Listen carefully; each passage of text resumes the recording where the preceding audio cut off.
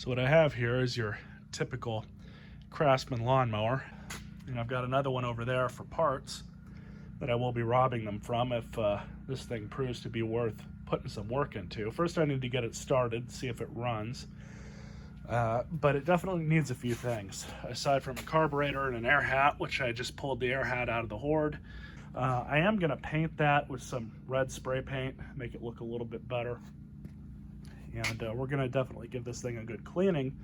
But like I said, first we need to figure out if this thing's even going to run. What we're going to do is try our way with another one of these cheapo Amazon special Chinese carburetors. They've actually dropped so much in price that, provided that they work okay, and I've used them before in the past, but it's actually more cost effective just to buy a brand new carburetor than it is to clean out one of the old ones, if the old one's even worth cleaning out to begin with. So this is what this looks like for a standard primer Briggs & Stratton engine. This was the old air filter. This is trash. So with these new carburetors, some of them come with all sorts of different things. This one just comes with a new gasket for the air hat, which this one already has a new one that I put in a while back. And a new O-ring for the side of the cylinder, which I will replace and use that. And also a brand new air filter that I've had on the shelf forever, apparently. So what we're going to do is just install these new parts, because there's really nothing to take off other than the top beauty cover. All right, so obviously we do need to change this old one out. It's shot. So here's the brand new one. Just gonna slide that on and in place. Make sure our PCB line's good there too. And then might have to put the camera down, but I've got to slip the butterfly onto that.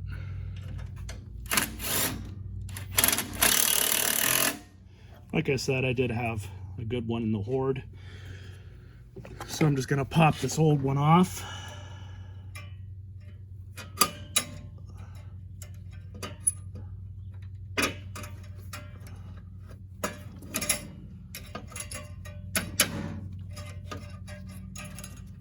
And I might have to adjust this too.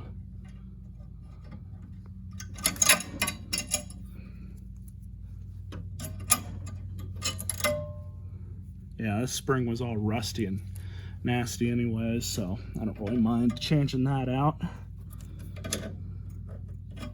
So what I'm actually going to do is, I think it was on the wrong one anyways, so I'm going to install it on that other larger hole right here. Feels a lot better, but of course we're not going to know for sure until we try and start this thing. I am going to look at a couple other mowers just to make sure that I do have that in there at the right spot, or this is adjusted properly. It looks like whoever had this thing before me was messing with it a little bit, so if I need to adjust that, it's no big deal. I can just do that. That's a brand new piece of fuel line straight off of the shelf. So I'm just going to put the outer part of the air hat back on, not putting a new filter in just yet. What I normally like to do with these is kind of feed everything in first, just by hand.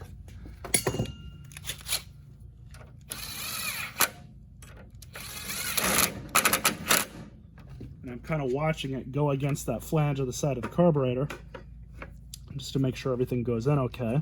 So I still have access to this if we need to mess with that.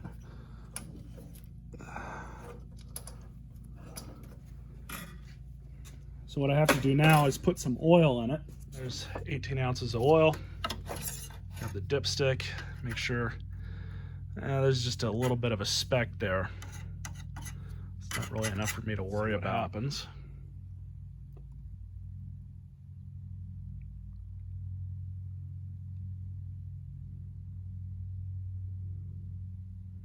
So we're just going to put the rest of this in and we should be okay. This is straight 30 weight oil. I did not put any additives in it. I'm actually trying to use the rest of this stuff which is this Walmart brand stuff, because I'm going to be switching over pretty much exclusively to 10W30, namely because it's a little bit cheaper, easier to get a hold of. I mean, I guess it doesn't really matter in the grand scheme of things, but that's just what I'm going to do. This stuff, for whatever reason, is always sold out. I can hardly ever get it half the time. Dipstick back in. Perfect, right where it should be.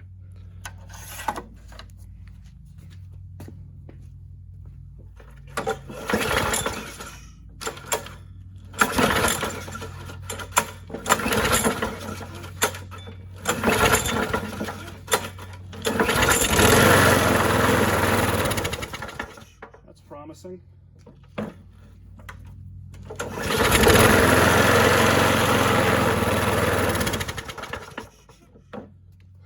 So it's probably that spring, something going on with that spring. So I'm gonna need. I did just mess with this a little bit. Unfortunately, this thing is like really loose, so I'm gonna have to mess with it some more. But how it's sitting right now, it's not gonna mess with too much. It'll normally just pull it back that way anyways. So again, not really worried about that. So I did adjust that. Let's try and give it another start. Let you guys listen to it.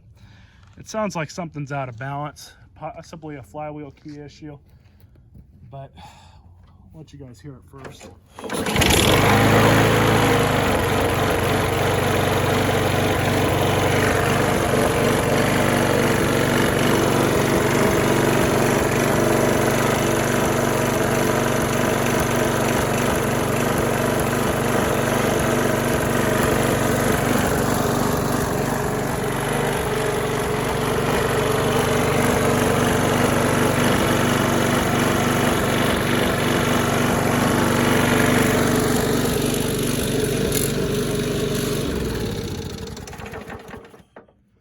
So I think that obviously the first place to start would be with the blade. But as far as the crank goes, I found this one on the side of the road, pushed in some bushes. And I think the crank on this one's good, but I haven't checked it. But if the crank is on this one, so we do have some good news. I just rolled the mower onto its side and checked the crankshaft for straightness. The crankshaft appears to be fine. So hopefully it's just the blade, which it appears right now that that's at least the culprit, assuming that the key is okay.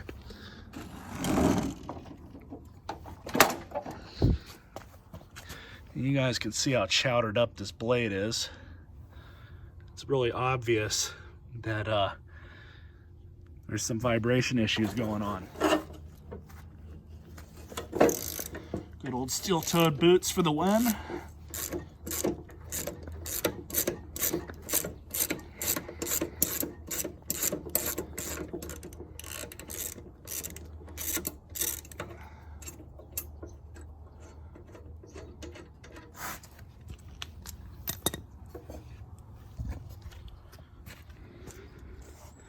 Yeah, this thing's pretty bad. I just defined in my rather large hoard of parts a suitable blade that we can go ahead and install. So I'm going to put you guys down and look for one, and I'll be right back. Show you guys how bad the vibration issue this thing was having was, or is. See the difference in the size? Now granted, this blade's a little bit different, but the length is the same. Missing some up there, missing a big chunk there. And it looks like the best part is they, for whatever reason, decided to drill 2 more holes in it to compensate for the piece here that's missing. So basically they had it on like that to try to compensate for it, which it's not really going to work like that as we were seeing, and that's why it was so out of balance. But so yeah, that's scrap. Let's throw this one on and see if that fixes the problem.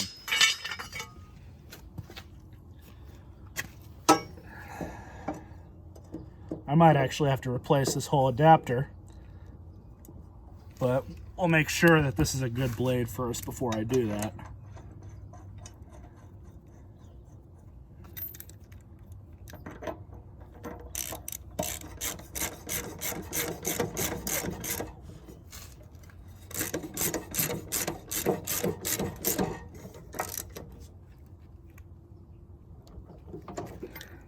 It's tight enough for me.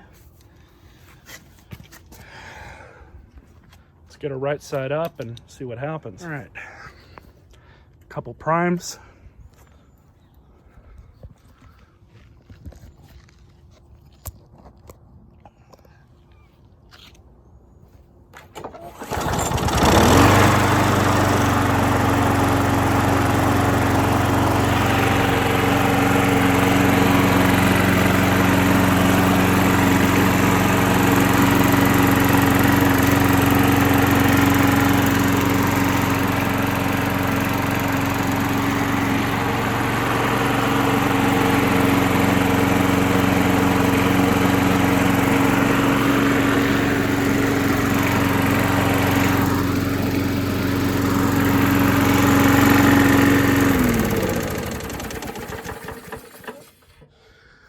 So of course we've got an issue with this as well.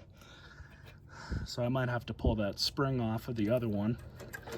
This one should not be that loose. In fact, I am going to pull that other spring off. Looks like they had it off before for some reason. And of course, that part has been robbed off of it. Man, they really did a number on this thing. I haven't even looked at it yet, but it's like they took off every part just to take it off. I mean, they cut the spark plug wire off. They took the blade brake, that whole part, they just removed it. I mean, I don't know what else it's missing. Obviously some small stuff, but I don't know what was going on here. It pays to have your own personal junkyard of lawnmower stuff. Pull this old junky one off. Yeah, size difference. That's what was causing our issues there.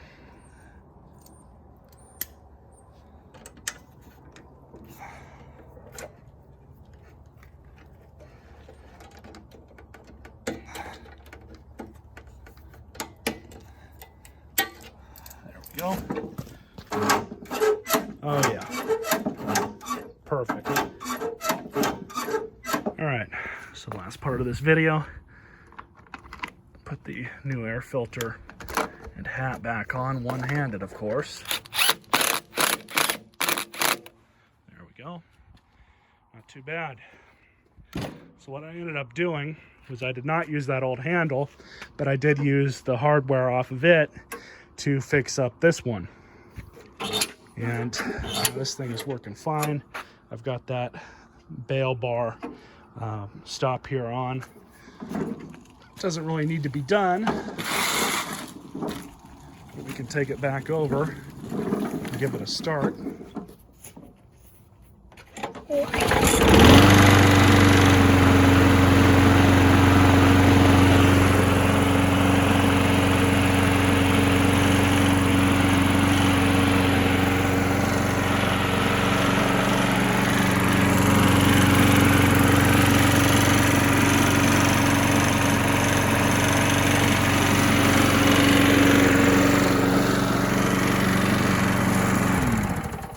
Perfect.